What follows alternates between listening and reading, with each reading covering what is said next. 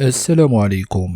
اهتزت الديار المقدسة بالمملكة العربية السعودية اليوم الاثنين 20 فبراير 2023 على وقع جريمة قتل صادمة وبشعة راح ضحيتها معتمران جزائريان على يد مواطنهما المعتمر هو الآخر، وذلك إثر شجار عنيف نشب بين الثلاثة. وحسب وسائل إعلام جزائرية فإن الشجار وجريمة القتل وقع بفندق سيريجي بمكة المكرمة، مشيرة إلى أن الشرطة السعودية أوقفت على الفور القاتل داخل الحرم المكي. وفي المقابل فإن ديوان الحج والعمرة لم يعلن عن تأكيد أو تفنيد هذا الخبر لحد الآن، ولم تعرف لحدود الساعة أسباب هذا الشجار، والذي خلف استياء كبيرا وسط نشطاء مواقع التواصل الاجتماعي نظرا لوقوعه في مكان مقدس وإبان أداء شعائر دينية يفترض من مؤديها الالتزام بالوقار والاتزان والخشوع والخضوع للتعاليم الدينية التي تحض على العفو والتسامح.